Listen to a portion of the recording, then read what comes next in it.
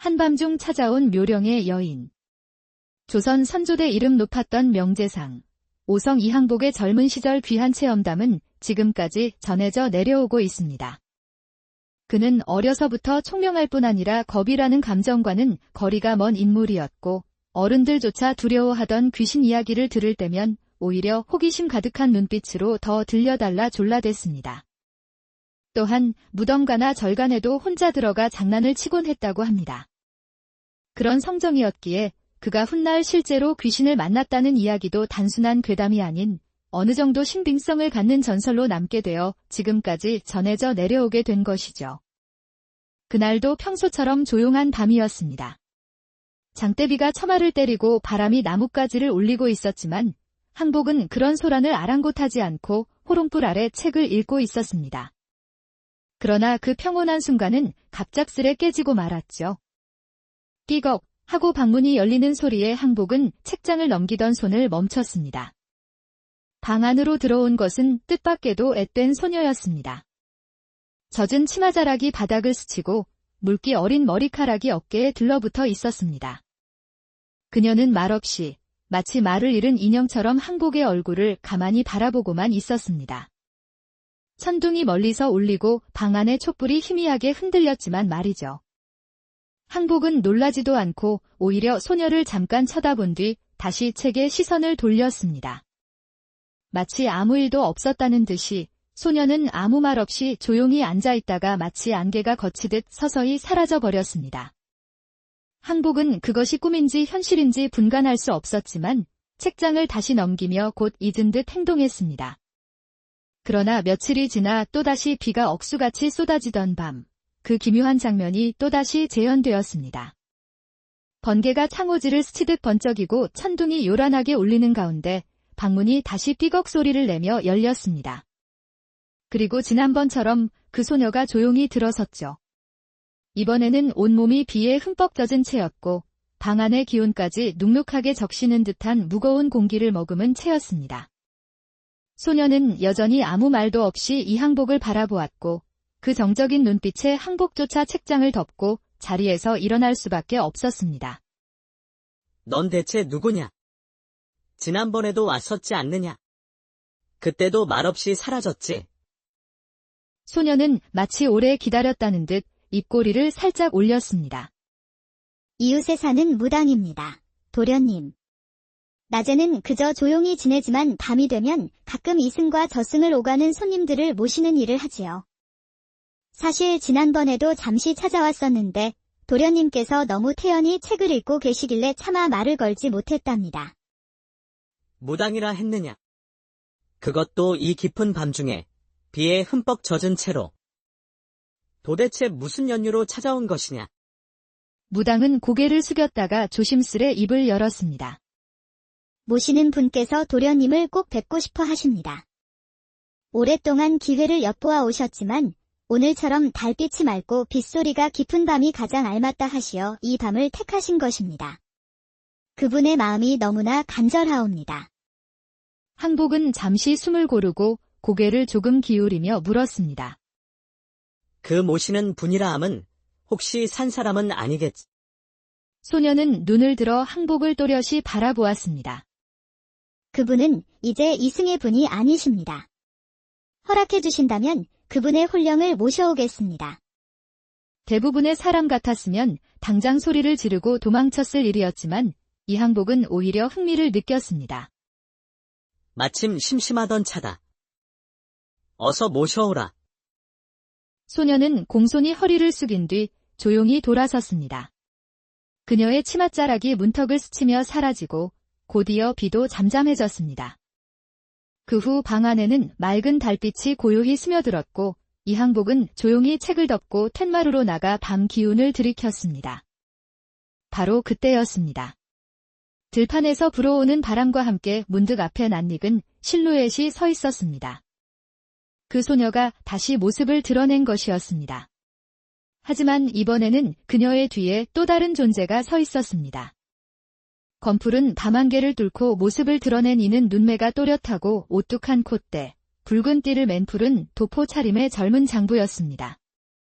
그는 무언가 말없이 깊은 사연을 간직한 듯 가만히 이 항복을 내려다보고 있었습니다. 그 모습은 인간과 귀신의 경계를 아슬하게 걸치고 있는 듯 했습니다. 항복은 겸손히 손을 모으고 그 앞에 나아갔습니다. 이승과 저승은 경계가 뚜렷하거늘 어찌 저를 찾아오셨는지요. 영호는 잠시 침묵하다가 입을 열었습니다. 나는 생전의 복성군 임이라 하오. 중종의 아들로 경빈 박씨의 소생이여. 복성군. 항복은 속으로 놀랐습니다. 복성군은 오래전 중종 시대의 참혹한 음모에 휘말려 억울하게 죽임을 당한 비운의 왕자였기 때문이었습니다. 중종 22년, 세자의 처소에서 벌어진 괴이한 사건이 그것의 시작이었습니다. 어느 날 세자의 방 안에서 사지가 잘린 채 검게 그을린 쥐 3마리가 발견된 것이었죠. 마침 세자가 쥐띠라는 이유로 이 섬뜩한 연출은 곧 세자를 저주하려는 고의적인 주술 행위로 해석되었습니다. 조정은 발칵 뒤집혔고 누군가가 세자를 해하려 한다는 소문이 걷잡을 수 없이 퍼져나가고야 말았습니다. 결국 이 사건은 경빈 박씨와 그녀의 아들 복성군의 소행이라는 조작된 죄명으로 이어지고야 말았죠. 사실 그것은 기말로 일파가 이들을 제거하기 위해 꾸민 모함이었습니다. 복성군은 무죄를 외쳤지만 위조된 증거와 대신들의 무고 속에 패서인이 되고 끝내 사약을 받고 생을 마감해야만 했습니다. 하지만 훗날 이 모든 것이 기말로와 그의 아들 김희의 계략이었음이 밝혀졌고 억울한 죽음에 대한 진실은 뒤늦게 드러나 복성군의 신원은 회복되었죠. 나는 억울하게 목숨을 잃고 저승에서도 그 한을 풀지 못한 채 떠돌고 있어. 수많은 사람 앞에 나타나려 했으나 하나같이 겁을 먹고 도망치거나 실성한 듯 굳어버리기 일쑤였어. 이승의 인연이라곤 없는 줄 알았는데 그대는 달랐어. 나이는 어리지만 눈빛에 기계가 서려 있었고 태도에는 견고함이 없었지. 무당아이가 그대의 이름을 말했을 때 나는 처음으로 살아있는 사람을 만나 대화를 할 수 있을지도 모르겠다는 희망을 품었어. 항복은 정중히 물었습니다. 화면 폐하께서는 어찌하여 이처럼 험한 밤에 저를 찾아오신 것입니까? 복성군의 눈빛이 달빛 아래에서 천천히 번졌습니다. 세상에 알려진 나의 죽음, 그것이 제대로 전해지고 있는지 내 눈으로 확인하고 싶었어. 그는 잠시 말을 멈췄다가 쓸쓸하게 웃었습니다. 백성들이 진실을 모르고 여전히 우리를 세자를 저주한 역적이라 여긴다면 나는 아직 이승에서의 한을 풀지 못해 저승으로 떠나지 못할 것이요. 억울한 혼은 저승으로도 못 가는 법이니. 항복은 조심스럽게 고개를 끄덕이며 말했습니다. 결코 그렇지 않습니다. 폐하. 두 분께서 당하신 일은 조선 팔도에 두루 알려져 있고 지금까지도 억울한 옥사라 불리며 사람들 입에 오르내리고 있습니다.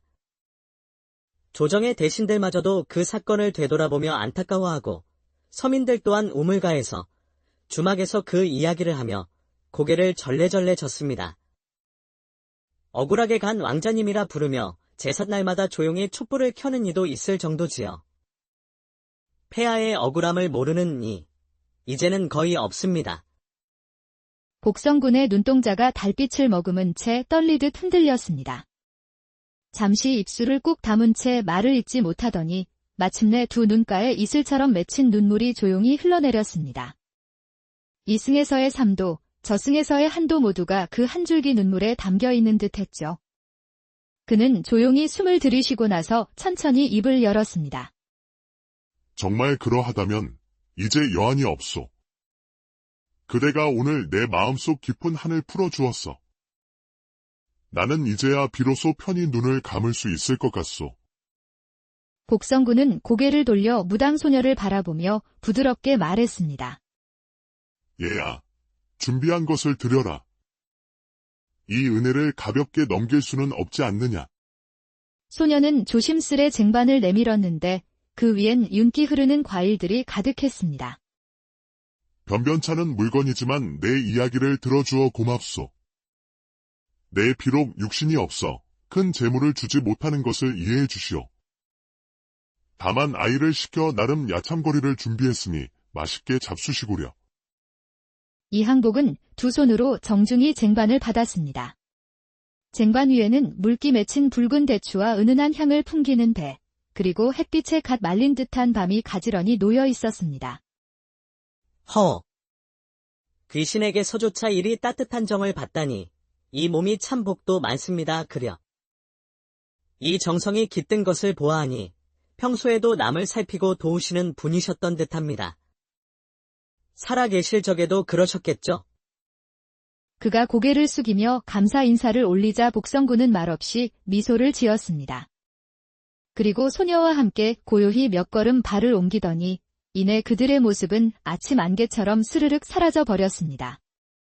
다음 날 이항복은 마루 한편에 고요히 놓인 과일 쟁반을 한참이나 바라보며 깊은 생각에 잠겼습니다. 고운 손길로 정성스럽게 정돈된 붉은 대추와 배, 밤은 마치 방금 전까지도 누군가 그 자리에 있었음을 증명이라도 하듯 생생했죠. 그날 이후 복성군의 홀령도 무당소녀도 다시는 모습을 드러내지 않았습니다. 항복은 이 기이한 만남을 그 누구에게도 말하지 않은 채 가슴에 묻고 살아갔습니다. 그러다 수십 년이 흐르고 말년의 항복이 귀양지 북청에서 적막한 나날을 보내던 어느 날 찾아온 손님 동학 이항룰에게 술잔을 건네며 조용히 입을 열었습니다. 심심풀이로 하나 들려주리다. 헛된 꿈이었다고 치고 들어보게. 그 말과 함께 항복은 오래전 그 밤의 이야기를 마치 먼 옛 전설처럼 꺼내놓았다고 한밤중 찾아온 묘령의 여인. 조선 선조대 이름 높았던 명재상, 오성 이항복의 젊은 시절 귀한 체험담은 지금까지 전해져 내려오고 있습니다. 그는 어려서부터 총명할 뿐 아니라 겁이라는 감정과는 거리가 먼 인물이었고 어른들조차 두려워하던 귀신 이야기를 들을 때면 오히려 호기심 가득한 눈빛으로 더 들려달라 졸라댔습니다. 또한 무덤가나 절간에도 혼자 들어가 장난을 치곤 했다고 합니다. 그런 성정이었기에 그가 훗날 실제로 귀신을 만났다는 이야기도 단순한 괴담이 아닌 어느 정도 신빙성을 갖는 전설로 남게 되어 지금까지 전해져 내려오게 된 것이죠. 그날도 평소처럼 조용한 밤이었습니다. 장대비가 처마를 때리고 바람이 나뭇가지를 울리고 있었지만 항복은 그런 소란을 아랑곳하지 않고 호롱불 아래 책을 읽고 있었습니다. 그러나 그 평온한 순간은 갑작스레 깨지고 말았죠. 띠걱 하고 방문이 열리는 소리에 항복은 책장을 넘기던 손을 멈췄습니다. 방 안으로 들어온 것은 뜻밖에도 앳된 소녀였습니다. 젖은 치마자락이 바닥을 스치고 물기 어린 머리카락이 어깨에 들러붙어 있었습니다. 그녀는 말없이 마치 말을 잃은 인형처럼 항복의 얼굴을 가만히 바라보고만 있었습니다. 천둥이 멀리서 울리고 방 안의 촛불이 희미하게 흔들렸지만 말이죠. 항복은 놀라지도 않고 오히려 소녀를 잠깐 쳐다본 뒤 다시 책에 시선을 돌렸습니다. 마치 아무 일도 없었다는 듯이 소녀는 아무 말 없이 조용히 앉아있다가 마치 안개가 거치듯 서서히 사라져버렸습니다. 항복은 그것이 꿈인지 현실인지 분간할 수 없었지만 책장을 다시 넘기며 곧 잊은 듯 행동했습니다. 그러나 며칠이 지나 또다시 비가 억수같이 쏟아지던 밤, 그 기묘한 장면이 또다시 재현되었습니다. 번개가 창호지를 스치듯 번쩍이고 천둥이 요란하게 울리는 가운데 방문이 다시 삐걱 소리를 내며 열렸습니다. 그리고 지난번처럼 그 소녀가 조용히 들어섰죠. 이번에는 온몸이 비에 흠뻑 젖은 채였고 방 안의 기운까지 눅눅하게 적시는 듯한 무거운 공기를 머금은 채였습니다. 소녀는 여전히 아무 말도 없이 이항복을 바라보았고 그 정적인 눈빛에 항복조차 책장을 덮고 자리에서 일어날 수밖에 없었습니다. 넌 대체 누구냐? 지난번에도 왔었지 않느냐? 그때도 말없이 사라졌지. 소녀는 마치 오래 기다렸다는 듯 입꼬리를 살짝 올렸습니다. 이웃에 사는 무당입니다. 도련님. 낮에는 그저 조용히 지내지만 밤이 되면 가끔 이승과 저승을 오가는 손님들을 모시는 일을 하지요. 사실 지난번에도 잠시 찾아왔었는데 도련님께서 너무 태연히 책을 읽고 계시길래 차마 말을 걸지 못했답니다. 무당이라 했느냐? 그것도 이 깊은 밤중에 비에 흠뻑 젖은 채로. 도대체 무슨 연유로 찾아온 것이냐? 무당은 고개를 숙였다가 조심스레 입을 열었습니다. 모시는 분께서 도련님을 꼭 뵙고 싶어 하십니다. 오랫동안 기회를 엿보아 오셨지만 오늘처럼 달빛이 맑고 빗소리가 깊은 밤이 가장 알맞다 하시어 이 밤을 택하신 것입니다. 그분의 마음이 너무나 간절하옵니다. 항복은 잠시 숨을 고르고 고개를 조금 기울이며 물었습니다. 그 모시는 분이라 함은 혹시 산 사람은 아니겠지? 소녀는 눈을 들어 항복을 또렷이 바라보았습니다. 그분은 이제 이승의 분이 아니십니다. 허락해 주신다면 그분의 혼령을 모셔오겠습니다. 대부분의 사람 같았으면 당장 소리를 지르고 도망쳤을 일이었지만 이 항복은 오히려 흥미를 느꼈습니다. 마침 심심하던 차다. 어서 모셔오라. 소녀는 공손히 허리를 숙인 뒤 조용히 돌아섰습니다. 그녀의 치맛자락이 문턱을 스치며 사라지고 곧이어 비도 잠잠해졌습니다. 그 후 방 안에는 맑은 달빛이 고요히 스며들었고 이 항복은 조용히 책을 덮고 텐마루로 나가 밤 기운을 들이켰습니다. 바로 그때였습니다. 들판에서 불어오는 바람과 함께 문득 앞에 낯익은 실루엣이 서 있었습니다. 그 소녀가 다시 모습을 드러낸 것이었습니다. 하지만 이번에는 그녀의 뒤에 또 다른 존재가 서 있었습니다. 검풀은 밤안개를 뚫고 모습을 드러낸 이는 눈매가 또렷하고 오뚝한 콧대, 붉은 띠를 맨 푸른 도포 차림의 젊은 장부였습니다. 그는 무언가 말없이 깊은 사연을 간직한 듯 가만히 이 항복을 내려다보고 있었습니다. 그 모습은 인간과 귀신의 경계를 아슬하게 걸치고 있는 듯 했습니다. 항복은 겸손히 손을 모으고 그 앞에 나아갔습니다. 이승과 저승은 경계가 뚜렷하거늘 어찌 저를 찾아오셨는지요? 영호는 잠시 침묵하다가 입을 열었습니다. 나는 생전의 복성군 임이라 하오. 중종의 아들로 경빈 박씨의 소생이여. 복성군. 항복은 속으로 놀랐습니다. 복성군은 오래전 중종 시대의 참혹한 음모에 휘말려 억울하게 죽임을 당한 비운의 왕자였기 때문이었습니다. 중종 22년 세자의 처소에서 벌어진 괴이한 사건이 그것의 시작이었습니다. 어느 날 세자의 방 안에서 사지가 잘린 채 검게 그을린 쥐 3마리가 발견된 것이었죠. 마침 세자가 쥐띠라는 이유로 이 섬뜩한 연출은 곧 세자를 저주하려는 고의적인 주술 행위로 해석되었습니다. 조정은 발칵 뒤집혔고 누군가가 세자를 해하려 한다는 소문이 걷잡을 수 없이 퍼져나가고야 말았습니다. 결국 이 사건은 경빈 박씨와 그녀의 아들 복성군의 소행이라는 조작된 죄명으로 이어지고야 말았죠. 사실 그것은 기말로 일파가 이들을 제거하기 위해 꾸민 모함이었습니다. 복성군은 무죄를 외쳤지만 위조된 증거와 대신들의 무고 속에 패서인이 되고 끝내 사약을 받고 생을 마감해야만 했습니다. 하지만 훗날 이 모든 것이 기말로와 그의 아들 김희의 계략이었음이 밝혀졌고 억울한 죽음에 대한 진실은 뒤늦게 드러나 복성군의 신원은 회복되었죠. 나는 억울하게 목숨을 잃고 저승에서도 그 한을 풀지 못한 채 떠돌고 있어. 수많은 사람 앞에 나타나려 했으나 하나같이 겁을 먹고 도망치거나 실성한 듯 굳어버리기 일쑤였어. 이승의 인연이라곤 없는 줄 알았는데 그대는 달랐어. 나이는 어리지만 눈빛에 기계가 서려 있었고 태도에는 견고함이 없었지. 무당 아이가 그대의 이름을 말했을 때 나는 처음으로 살아있는 사람을 만나 대화를 할 수 있을지도 모르겠다는 희망을 품었어. 항복은 정중히 물었습니다. 허면 폐하께서는 어찌하여 이처럼 험한 밤에 저를 찾아오신 것입니까? 복성군의 눈빛이 달빛 아래에서 천천히 번졌습니다. 세상에 알려진 나의 죽음, 그것이 제대로 전해지고 있는지 내 눈으로 확인하고 싶었어. 그는 잠시 말을 멈췄다가 쓸쓸하게 웃었습니다. 백성들이 진실을 모르고 여전히 우리를 세자를 저주한 역적이라 여긴다면 나는 아직 이승에서의 한을 풀지 못해 저승으로 떠나지 못할 것이요. 억울한 혼은 저승으로도 못 가는 법이니.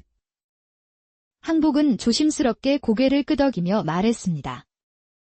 결코 그렇지 않습니다. 폐하.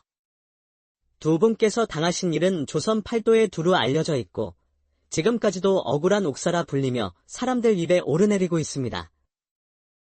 조정의 대신들마저도 그 사건을 되돌아보며 안타까워하고 서민들 또한 우물가에서 주막에서 그 이야기를 하며 고개를 절레절레 젓습니다. 억울하게 간 왕자님이라 부르며 제삿날마다 조용히 촛불을 켜는 이도 있을 정도지요. 폐하의 억울함을 모르는 이, 이제는 거의 없습니다. 복성군의 눈동자가 달빛을 머금은 채 떨리듯 흔들렸습니다. 잠시 입술을 꾹 다문 채 말을 잇지 못하더니 마침내 두 눈가에 이슬처럼 맺힌 눈물이 조용히 흘러내렸습니다. 이승에서의 3도, 저승에서의 1도 모두가 그 한 줄기 눈물에 담겨있는 듯했죠. 그는 조용히 숨을 들이쉬고 나서 천천히 입을 열었습니다. 정말 그러하다면 이제 여한이 없소. 그대가 오늘 내 마음속 깊은 한을 풀어주었어. 나는 이제야 비로소 편히 눈을 감을 수 있을 것 같소. 복성군은 고개를 돌려 무당소녀를 바라보며 부드럽게 말했습니다. 얘야, 준비한 것을 드려라. 이 은혜를 가볍게 넘길 수는 없지 않느냐. 소녀는 조심스레 쟁반을 내밀었는데 그 위엔 윤기 흐르는 과일들이 가득했습니다. 변변찮은 물건이지만 내 이야기를 들어주어 고맙소. 내 비록 육신이 없어 큰 재물을 주지 못하는 것을 이해해 주시오. 다만 아이를 시켜 나름 야참거리를 준비했으니 맛있게 잡수시구려. 이항복은 두 손으로 정중히 쟁반을 받았습니다. 쟁반 위에는 물기 맺힌 붉은 대추와 은은한 향을 풍기는 배, 그리고 햇빛에 갓 말린 듯한 밤이 가지런히 놓여 있었습니다. 허. 귀신에게서조차 이리 따뜻한 정을 받다니 이 몸이 참 복도 많습니다. 그려. 이 정성이 깃든 것을 보아하니 평소에도 남을 살피고 도우시는 분이셨던 듯합니다. 살아계실 적에도 그러셨겠죠? 그가 고개를 숙이며 감사 인사를 올리자 복성군은 말없이 미소를 지었습니다. 그리고 소녀와 함께 고요히 몇 걸음 발을 옮기더니 이내 그들의 모습은 아침 안개처럼 스르륵 사라져 버렸습니다. 다음 날 이항복은 마루 한편에 고요히 놓인 과일 쟁반을 한참이나 바라보며 깊은 생각에 잠겼습니다. 고운 손길로 정성스럽게 정돈된 붉은 대추와 배, 밤은 마치 방금 전까지도 누군가 그 자리에 있었음을 증명이라도 하듯 생생했죠. 그날 이후 복성군의 홀령도 무당소녀도 다시는 모습을 드러내지 않았습니다. 항복은 이 기이한 만남을 그 누구에게도 말하지 않은 채 가슴에 묻고 살아갔습니다. 그러다 수십 년이 흐르고 말년의 항복이 귀양지 북청에서 적막한 나날을 보내던 어느 날 찾아온 손님 동학 이항룰에게 술잔을 건네며 조용히 입을 열었습니다. 심심풀이로 하나 들려주리다. 헛된 꿈이었다고 치고 들어보게. 그 말과 함께 항복은 오래전 그 밤의 이야기를 마치 먼 옛 전설처럼 꺼내 놓았다고 한밤중 찾아온 묘령의 여인. 조선 선조대 이름 높았던 명재상, 오성 이항복의 젊은 시절 귀한 체험담은 지금까지 전해져 내려오고 있습니다. 그는 어려서부터 총명할 뿐 아니라 겁이라는 감정과는 거리가 먼 인물이었고 어른들조차 두려워하던 귀신 이야기를 들을 때면 오히려 호기심 가득한 눈빛으로 더 들려달라 졸라댔습니다. 또한 무덤가나 절간에도 혼자 들어가 장난을 치곤 했다고 합니다.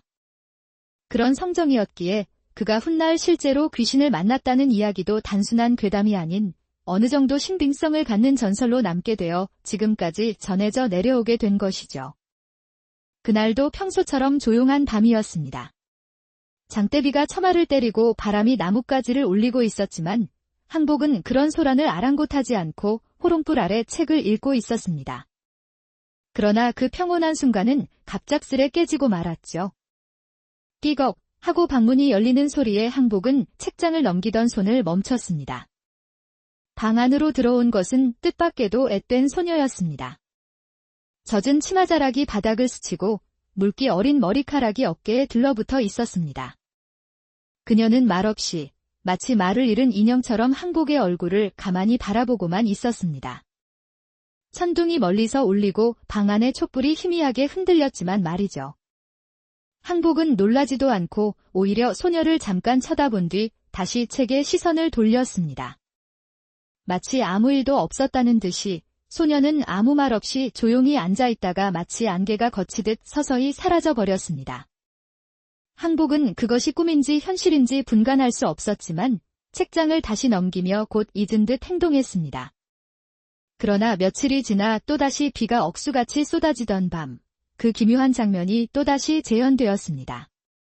번개가 창호지를 스치듯 번쩍이고 천둥이 요란하게 울리는 가운데 방문이 다시 삐걱 소리를 내며 열렸습니다. 그리고 지난번처럼 그 소녀가 조용히 들어섰죠. 이번에는 온몸이 비에 흠뻑 젖은 채였고 방 안의 기운까지 눅눅하게 적시는 듯한 무거운 공기를 머금은 채였습니다. 소녀는 여전히 아무 말도 없이 이항복을 바라보았고 그 정적인 눈빛에 항복조차 책장을 덮고 자리에서 일어날 수밖에 없었습니다. 넌 대체 누구냐? 지난번에도 왔었지 않느냐? 그때도 말없이 사라졌지. 소녀는 마치 오래 기다렸다는 듯 입꼬리를 살짝 올렸습니다. 이웃에 사는 무당입니다. 도련님. 낮에는 그저 조용히 지내지만 밤이 되면 가끔 이승과 저승을 오가는 손님들을 모시는 일을 하지요. 사실 지난번에도 잠시 찾아왔었는데 도련님께서 너무 태연히 책을 읽고 계시길래 차마 말을 걸지 못했답니다. 무당이라 했느냐? 그것도 이 깊은 밤중에 비에 흠뻑 젖은 채로. 도대체 무슨 연유로 찾아온 것이냐? 무당은 고개를 숙였다가 조심스레 입을 열었습니다. 모시는 분께서 도련님을 꼭 뵙고 싶어 하십니다. 오랫동안 기회를 엿보아 오셨지만 오늘처럼 달빛이 맑고 빗소리가 깊은 밤이 가장 알맞다 하시어 이 밤을 택하신 것입니다. 그분의 마음이 너무나 간절하옵니다. 항복은 잠시 숨을 고르고 고개를 조금 기울이며 물었습니다. 그 모시는 분이라 함은 혹시 산 사람은 아니겠지? 소녀는 눈을 들어 항복을 또렷이 바라보았습니다. 그분은 이제 이승의 분이 아니십니다. 허락해 주신다면 그분의 혼령을 모셔오겠습니다. 대부분의 사람 같았으면 당장 소리를 지르고 도망쳤을 일이었지만 이항복은 오히려 흥미를 느꼈습니다. 마침 심심하던 차다. 어서 모셔오라. 소녀는 공손히 허리를 숙인 뒤 조용히 돌아섰습니다. 그녀의 치맛자락이 문턱을 스치며 사라지고 곧이어 비도 잠잠해졌습니다. 그 후 방 안에는 맑은 달빛이 고요히 스며들었고 이항복은 조용히 책을 덮고 텐마루로 나가 밤 기운을 들이켰습니다. 바로 그때였습니다. 들판에서 불어오는 바람과 함께 문득 앞에 낯익은 실루엣이 서 있었습니다. 그 소녀가 다시 모습을 드러낸 것이었습니다. 하지만 이번에는 그녀의 뒤에 또 다른 존재가 서 있었습니다. 검풀은 밤안개를 뚫고 모습을 드러낸 이는 눈매가 또렷하고 오뚝한 콧대, 붉은 띠를 맨 푸른 도포 차림의 젊은 장부였습니다. 그는 무언가 말없이 깊은 사연을 간직한 듯 가만히 이항복을 내려다보고 있었습니다. 그 모습은 인간과 귀신의 경계를 아슬하게 걸치고 있는 듯 했습니다. 항복은 겸손히 손을 모으고 그 앞에 나아갔습니다. 이승과 저승은 경계가 뚜렷하거늘 어찌 저를 찾아오셨는지요? 영혼은 잠시 침묵하다가 입을 열었습니다. 나는 생전의 복성군 임이라 하오. 중종의 아들로 경빈 박씨의 소생이여. 복성군. 항복은 속으로 놀랐습니다. 복성군은 오래전 중종 시대의 참혹한 음모에 휘말려 억울하게 죽임을 당한 비운의 왕자였기 때문이었습니다. 중종 22년 세자의 처소에서 벌어진 괴이한 사건이 그것의 시작이었습니다. 어느 날 세자의 방 안에서 사지가 잘린 채 검게 그을린 쥐 3마리가 발견된 것이었죠. 마침 세자가 쥐띠라는 이유로 이 섬뜩한 연출은 곧 세자를 저주하려는 고의적인 주술 행위로 해석되었습니다. 조정은 발칵 뒤집혔고 누군가가 세자를 해하려 한다는 소문이 걷잡을 수 없이 퍼져나가고야 말았습니다. 결국 이 사건은 경빈 박씨와 그녀의 아들 복성군의 소행이라는 조작된 죄명으로 이어지고야 말았죠. 사실 그것은 기말로 일파가 이들을 제거하기 위해 꾸민 모함이었습니다. 복성군은 무죄를 외쳤지만 위조된 증거와 대신들의 무고 속에 패서인이 되고 끝내 사약을 받고 생을 마감해야만 했습니다. 하지만 훗날 이 모든 것이 김알로와 그의 아들 김희의 계략이었음이 밝혀졌고 억울한 죽음에 대한 진실은 뒤늦게 드러나 복성군의 신원은 회복되었죠. 나는 억울하게 목숨을 잃고 저승에서도 그 한을 풀지 못한 채 떠돌고 있어. 수많은 사람 앞에 나타나려 했으나 하나같이 겁을 먹고 도망치거나 실성한 듯 굳어버리기 일쑤였어. 이승의 인연이라곤 없는 줄 알았는데 그대는 달랐어. 나이는 어리지만 눈빛에 기계가 서려 있었고 태도에는 견고함이 없었지. 무당 아이가 그대의 이름을 말했을 때 나는 처음으로 살아있는 사람을 만나 대화를 할 수 있을지도 모르겠다는 희망을 품었어. 항복은 정중히 물었습니다. 허면 폐하께서는 어찌하여 이처럼 험한 밤에 저를 찾아오신 것입니까? 복성군의 눈빛이 달빛 아래에서 천천히 번졌습니다. 세상에 알려진 나의 죽음, 그것이 제대로 전해지고 있는지 내 눈으로 확인하고 싶었어. 그는 잠시 말을 멈췄다가 쓸쓸하게 웃었습니다. 백성들이 진실을 모르고 여전히 우리를 세자를 저주한 역적이라 여긴다면 나는 아직 이승에서의 한을 풀지 못해 저승으로 떠나지 못할 것이요. 억울한 혼은 저승으로도 못 가는 법이니. 항복은 조심스럽게 고개를 끄덕이며 말했습니다. 결코 그렇지 않습니다. 폐하. 두 분께서 당하신 일은 조선 팔도에 두루 알려져 있고 지금까지도 억울한 옥사라 불리며 사람들 입에 오르내리고 있습니다. 조정의 대신들마저도 그 사건을 되돌아보며 안타까워하고 서민들 또한 우물가에서 주막에서 그 이야기를 하며 고개를 절레절레 젓습니다. 억울하게 간 왕자님이라 부르며 제삿날마다 조용히 촛불을 켜는 이도 있을 정도지요. 폐하의 억울함을 모르는 이, 이제는 거의 없습니다. 복성군의 눈동자가 달빛을 머금은 채 떨리듯 흔들렸습니다. 잠시 입술을 꾹 다문 채 말을 잇지 못하더니 마침내 두 눈가에 이슬처럼 맺힌 눈물이 조용히 흘러내렸습니다. 이승에서의 3도, 저승에서의 한도 모두가 그 한 줄기 눈물에 담겨있는 듯했죠. 그는 조용히 숨을 들이쉬고 나서 천천히 입을 열었습니다. 정말 그러하다면 이제 여한이 없소. 그대가 오늘 내 마음속 깊은 한을 풀어주었어. 나는 이제야 비로소 편히 눈을 감을 수 있을 것 같소. 복성군은 고개를 돌려 무당 소녀를 바라보며 부드럽게 말했습니다.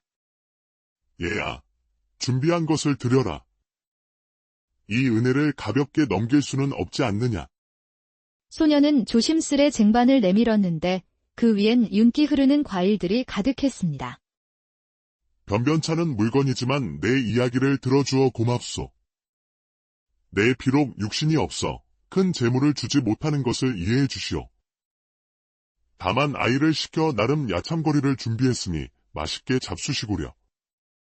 이항복은 두 손으로 정중히 쟁반을 받았습니다. 쟁반 위에는 물기 맺힌 붉은 대추와 은은한 향을 풍기는 배, 그리고 햇빛에 갓 말린 듯한 밤이 가지런히 놓여 있었습니다. 허. 귀신에게서조차 이리 따뜻한 정을 받다니 이 몸이 참 복도 많습니다. 그려. 이 정성이 깃든 것을 보아하니 평소에도 남을 살피고 도우시는 분이셨던 듯합니다. 살아계실 적에도 그러셨겠죠? 그가 고개를 숙이며 감사 인사를 올리자 복성군은 말없이 미소를 지었습니다. 그리고 소녀와 함께 고요히 몇 걸음 발을 옮기더니 이내 그들의 모습은 아침 안개처럼 스르륵 사라져 버렸습니다. 다음 날 이항복은 마루 한편에 고요히 놓인 과일 쟁반을 한참이나 바라보며 깊은 생각에 잠겼습니다. 고운 손길로 정성스럽게 정돈된 붉은 대추와 배, 밤은 마치 방금 전까지도 누군가 그 자리에 있었음을 증명이라도 하듯 생생했죠. 그날 이후 복성군의 홀령도 무당소녀도 다시는 모습을 드러내지 않았습니다. 항복은 이 기이한 만남을 그 누구에게도 말하지 않은 채 가슴에 묻고 살아갔습니다. 그러다 수십 년이 흐르고 말년의 항복이 귀양지 북청에서 적막한 나날을 보내던 어느 날 찾아온 손님 동학 이항룰에게 술잔을 건네며 조용히 입을 열었습니다. 심심풀이로 하나 들려주리다. 헛된 꿈이었다고 치고 들어보게. 그 말과 함께 항복은 오래전 그 밤의 이야기를 마치 먼 옛 전설처럼 꺼내 놓았다고 한밤중 찾아온 묘령의 여인. 조선 선조대 이름 높았던 명재상, 오성 이항복의 젊은 시절 귀한 체험담은 지금까지 전해져 내려오고 있습니다.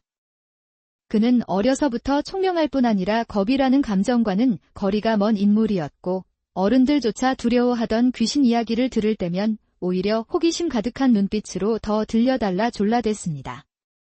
또한 무덤가나 절간에도 혼자 들어가 장난을 치곤 했다고 합니다. 그런 성정이었기에 그가 훗날 실제로 귀신을 만났다는 이야기도 단순한 괴담이 아닌 어느 정도 신빙성을 갖는 전설로 남게 되어 지금까지 전해져 내려오게 된 것이죠. 그날도 평소처럼 조용한 밤이었습니다. 장대비가 처마를 때리고 바람이 나뭇가지를 울리고 있었지만 항복은 그런 소란을 아랑곳하지 않고 호롱불 아래 책을 읽고 있었습니다. 그러나 그 평온한 순간은 갑작스레 깨지고 말았죠. 삐걱 하고 방문이 열리는 소리에 항복은 책장을 넘기던 손을 멈췄습니다. 방 안으로 들어온 것은 뜻밖에도 앳된 소녀였습니다. 젖은 치마자락이 바닥을 스치고 물기 어린 머리카락이 어깨에 들러붙어 있었습니다. 그녀는 말없이 마치 말을 잃은 인형처럼 항복의 얼굴을 가만히 바라보고만 있었습니다. 천둥이 멀리서 울리고 방 안의 촛불이 희미하게 흔들렸지만 말이죠.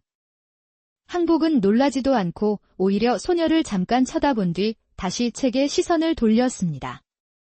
마치 아무 일도 없었다는 듯이 소녀는 아무 말 없이 조용히 앉아있다가 마치 안개가 거치듯 서서히 사라져버렸습니다.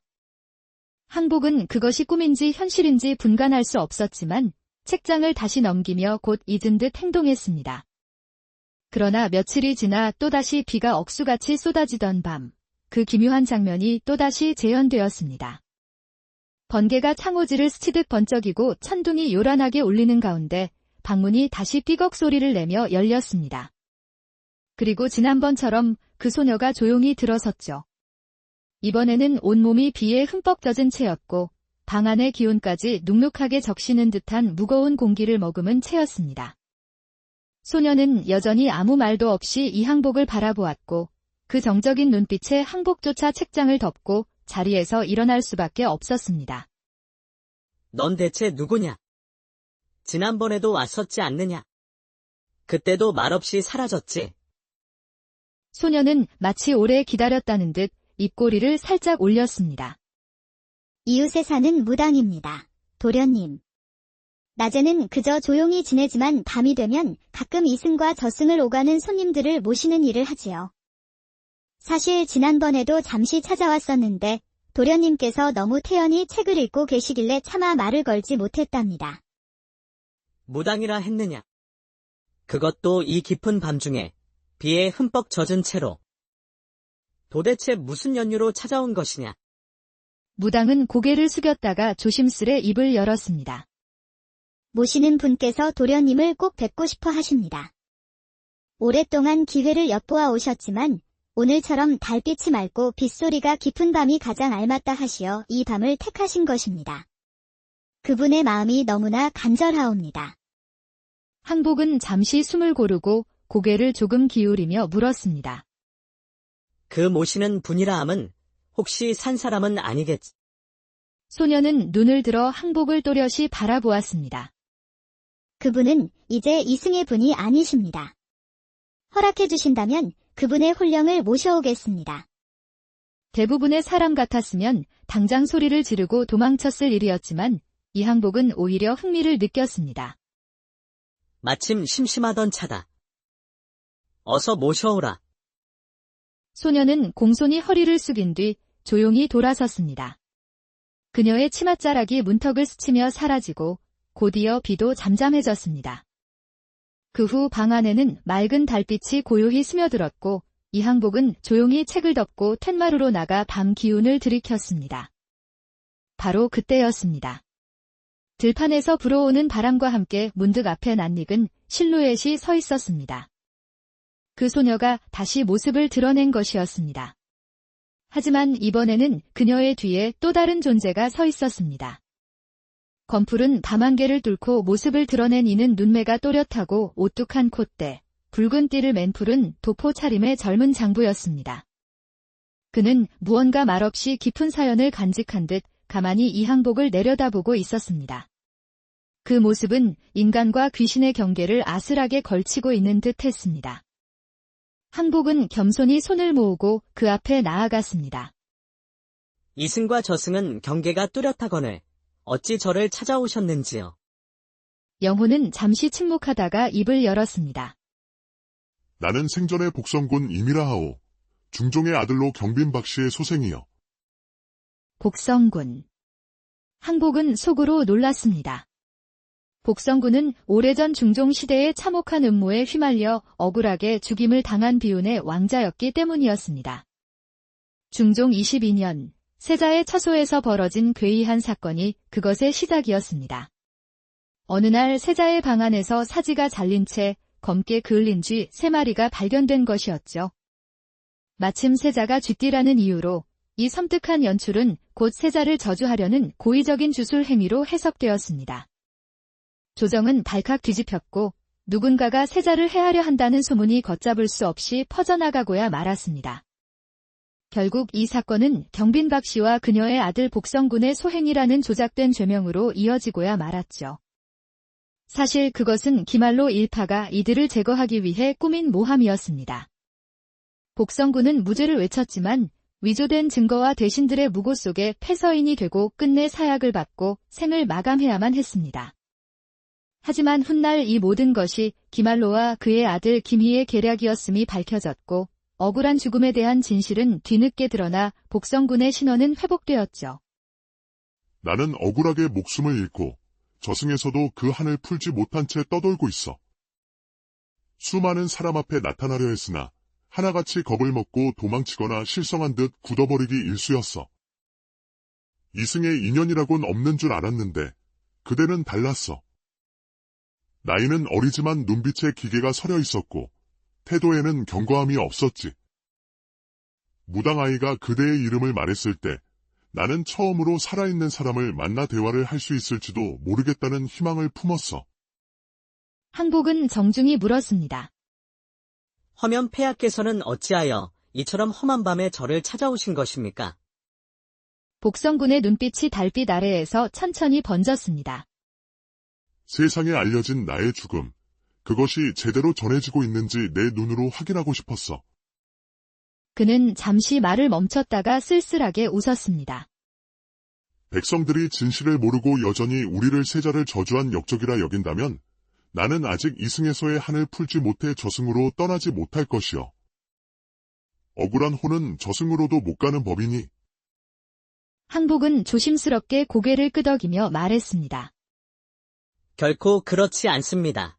폐하. 두 분께서 당하신 일은 조선 팔도에 두루 알려져 있고 지금까지도 억울한 옥사라 불리며 사람들 입에 오르내리고 있습니다. 조정의 대신들마저도 그 사건을 되돌아보며 안타까워하고 서민들 또한 우물가에서 주막에서 그 이야기를 하며 고개를 절레절레 졌습니다. 억울하게 간 왕자님이라 부르며 제삿날마다 조용히 촛불을 켜는 이도 있을 정도지요. 폐하의 억울함을 모르는 이, 이제는 거의 없습니다. 복성군의 눈동자가 달빛을 머금은 채 떨리듯 흔들렸습니다. 잠시 입술을 꾹 다문 채 말을 잇지 못하더니 마침내 두 눈가에 이슬처럼 맺힌 눈물이 조용히 흘러내렸습니다. 이승에서의 3도, 저승에서의 한도 모두가 그 한 줄기 눈물에 담겨있는 듯했죠. 그는 조용히 숨을 들이쉬고 나서 천천히 입을 열었습니다. 정말 그러하다면 이제 여한이 없소. 그대가 오늘 내 마음속 깊은 한을 풀어주었어. 나는 이제야 비로소 편히 눈을 감을 수 있을 것 같소. 복성군은 고개를 돌려 무당소녀를 바라보며 부드럽게 말했습니다. 얘야, 준비한 것을 드려라. 이 은혜를 가볍게 넘길 수는 없지 않느냐. 소녀는 조심스레 쟁반을 내밀었는데 그 위엔 윤기 흐르는 과일들이 가득했습니다. 변변찮은 물건이지만 내 이야기를 들어주어 고맙소. 내 비록 육신이 없어 큰 재물을 주지 못하는 것을 이해해 주시오. 다만 아이를 시켜 나름 야참거리를 준비했으니 맛있게 잡수시구려. 이항복은 두 손으로 정중히 쟁반을 받았습니다. 쟁반 위에는 물기 맺힌 붉은 대추와 은은한 향을 풍기는 배, 그리고 햇빛에 갓 말린 듯한 밤이 가지런히 놓여 있었습니다. 허.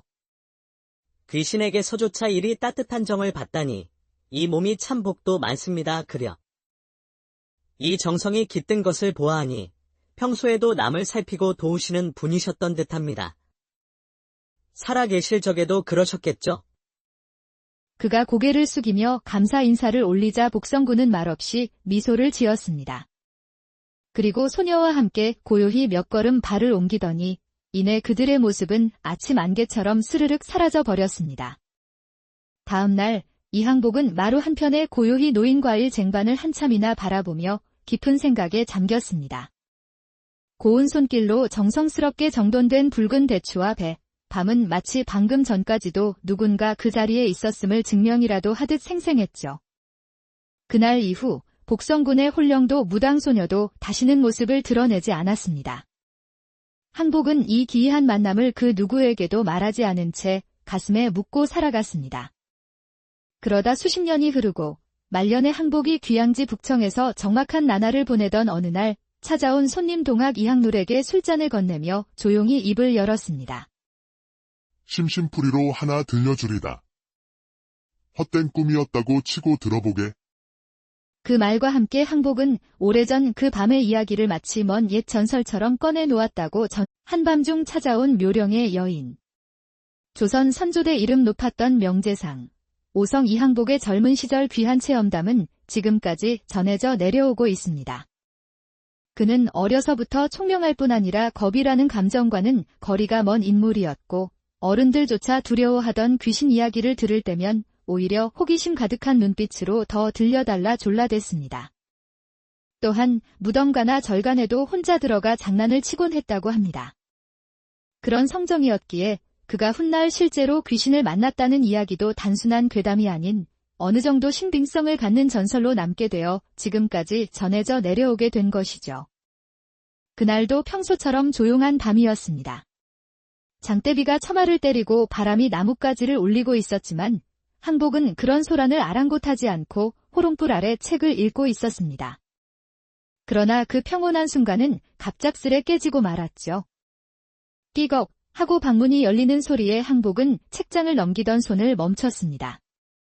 방 안으로 들어온 것은 뜻밖에도 앳된 소녀였습니다. 젖은 치마자락이 바닥을 스치고 물기 어린 머리카락이 어깨에 들러붙어 있었습니다. 그녀는 말없이 마치 말을 잃은 인형처럼 항복의 얼굴을 가만히 바라보고만 있었습니다. 천둥이 멀리서 울리고 방 안의 촛불이 희미하게 흔들렸지만 말이죠. 항복은 놀라지도 않고 오히려 소녀를 잠깐 쳐다본 뒤 다시 책에 시선을 돌렸습니다. 마치 아무 일도 없었다는 듯이 소녀는 아무 말 없이 조용히 앉아있다가 마치 안개가 거치듯 서서히 사라져버렸습니다. 항복은 그것이 꿈인지 현실인지 분간할 수 없었지만 책장을 다시 넘기며 곧 잊은 듯 행동했습니다. 그러나 며칠이 지나 또다시 비가 억수같이 쏟아지던 밤, 그 기묘한 장면이 또다시 재현되었습니다. 번개가 창호지를 스치듯 번쩍이고 천둥이 요란하게 울리는 가운데 방문이 다시 삐걱 소리를 내며 열렸습니다. 그리고 지난번처럼 그 소녀가 조용히 들어섰죠. 이번에는 온몸이 비에 흠뻑 젖은 채였고 방 안의 기운까지 눅눅하게 적시는 듯한 무거운 공기를 머금은 채였습니다. 소녀는 여전히 아무 말도 없이 이항복을 바라보았고 그 정적인 눈빛에 항복조차 책장을 덮고 자리에서 일어날 수밖에 없었습니다. 넌 대체 누구냐? 지난번에도 왔었지 않느냐? 그때도 말없이 사라졌지. 소녀는 마치 오래 기다렸다는 듯 입꼬리를 살짝 올렸습니다. 이웃에 사는 무당입니다. 도련님. 낮에는 그저 조용히 지내지만 밤이 되면 가끔 이승과 저승을 오가는 손님들을 모시는 일을 하지요. 사실 지난번에도 잠시 찾아왔었는데 도련님께서 너무 태연히 책을 읽고 계시길래 차마 말을 걸지 못했답니다.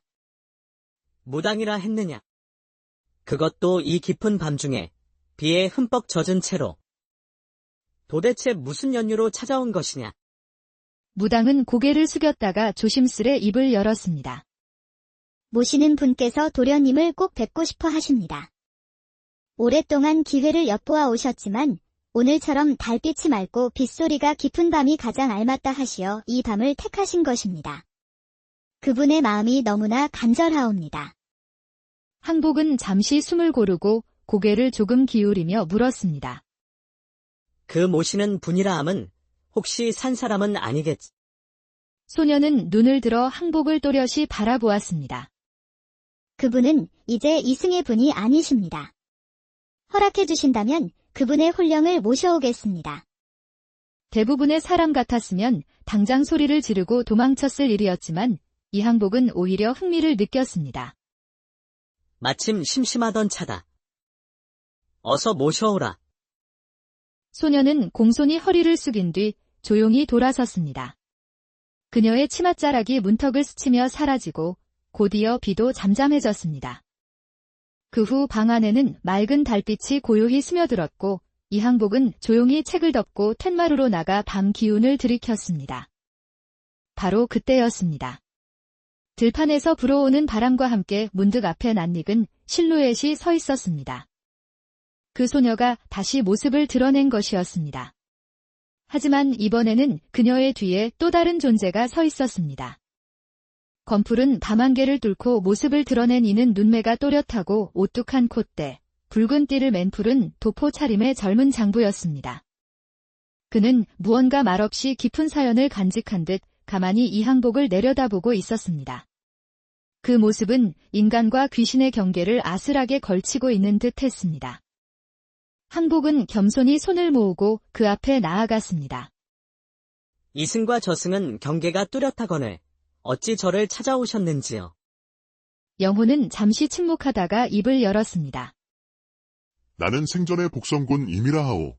중종의 아들로 경빈 박씨의 소생이여. 복성군. 항복은 속으로 놀랐습니다. 복성군은 오래전 중종 시대의 참혹한 음모에 휘말려 억울하게 죽임을 당한 비운의 왕자였기 때문이었습니다. 중종 22년 세자의 처소에서 벌어진 괴이한 사건이 그것의 시작이었습니다. 어느 날 세자의 방 안에서 사지가 잘린 채 검게 그을린 쥐 3마리가 발견된 것이었죠. 마침 세자가 쥐띠라는 이유로 이 섬뜩한 연출은 곧 세자를 저주하려는 고의적인 주술 행위로 해석되었습니다. 조정은 발칵 뒤집혔고 누군가가 세자를 해하려 한다는 소문이 걷잡을 수 없이 퍼져나가고야 말았습니다. 결국 이 사건은 경빈 박씨와 그녀의 아들 복성군의 소행이라는 조작된 죄명으로 이어지고야 말았죠. 사실 그것은 기말로 일파가 이들을 제거하기 위해 꾸민 모함이었습니다. 복성군은 무죄를 외쳤지만 위조된 증거와 대신들의 무고 속에 패서인이 되고 끝내 사약을 받고 생을 마감해야만 했습니다.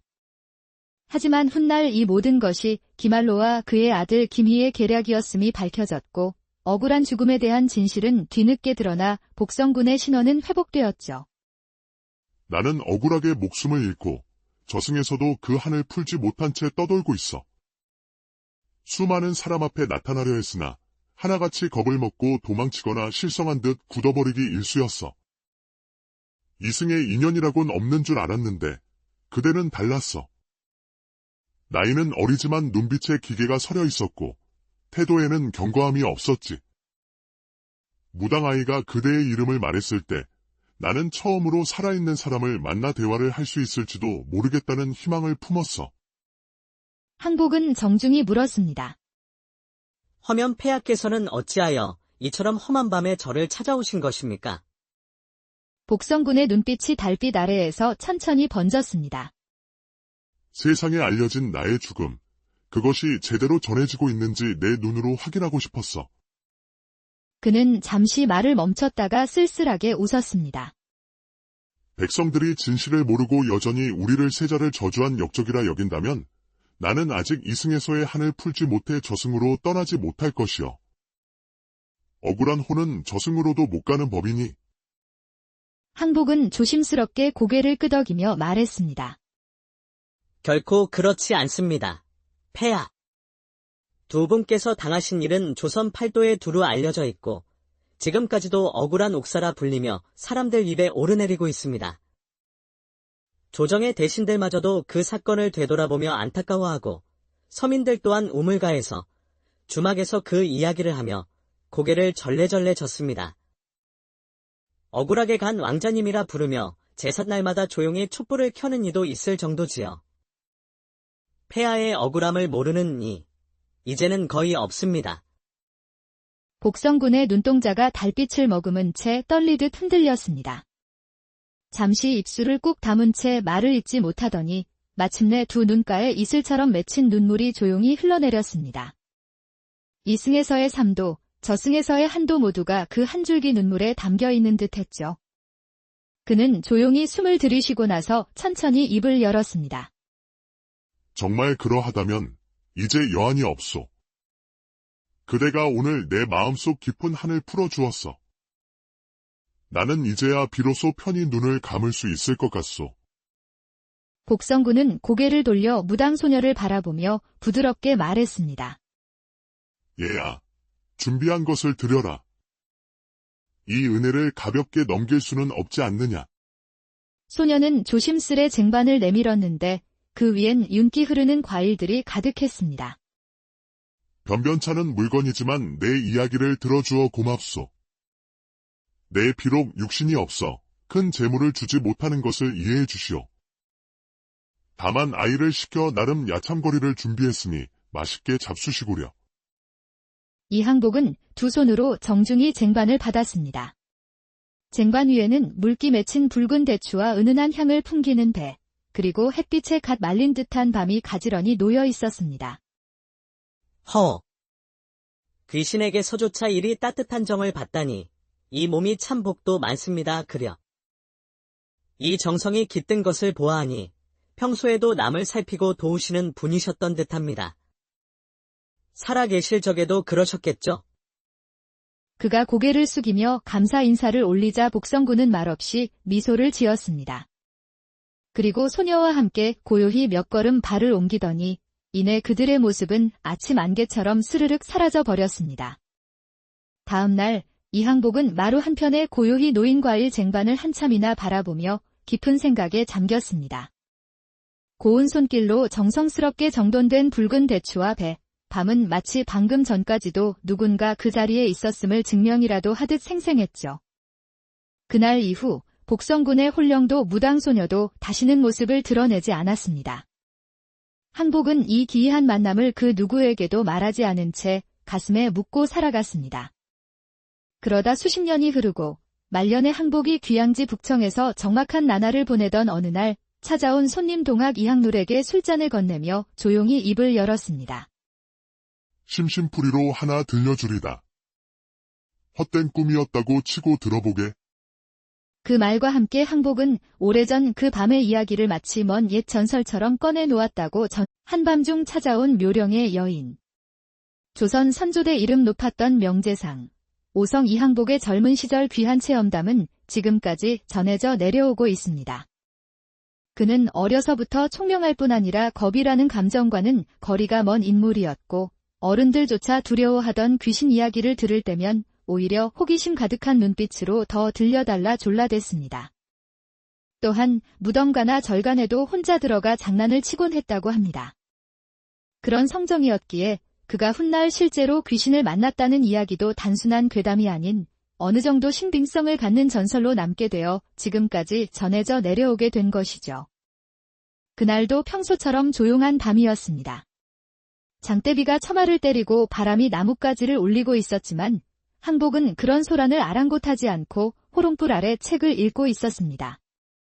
그러나 그 평온한 순간은 갑작스레 깨지고 말았죠. 띠걱 하고 방문이 열리는 소리에 항복은 책장을 넘기던 손을 멈췄습니다. 방 안으로 들어온 것은 뜻밖에도 앳된 소녀였습니다. 젖은 치마자락이 바닥을 스치고 물기 어린 머리카락이 어깨에 들러붙어 있었습니다. 그녀는 말없이 마치 말을 잃은 인형처럼 항복의 얼굴을 가만히 바라보고만 있었습니다. 천둥이 멀리서 울리고 방 안의 촛불이 희미하게 흔들렸지만 말이죠. 항복은 놀라지도 않고 오히려 소녀를 잠깐 쳐다본 뒤 다시 책에 시선을 돌렸습니다. 마치 아무 일도 없었다는 듯이 소녀는 아무 말 없이 조용히 앉아있다가 마치 안개가 거치듯 서서히 사라져 버렸습니다. 항복은 그것이 꿈인지 현실인지 분간할 수 없었지만 책장을 다시 넘기며 곧 잊은 듯 행동했습니다. 그러나 며칠이 지나 또다시 비가 억수같이 쏟아지던 밤, 그 기묘한 장면이 또다시 재현되었습니다. 번개가 창호지를 스치듯 번쩍이고 천둥이 요란하게 울리는 가운데 방문이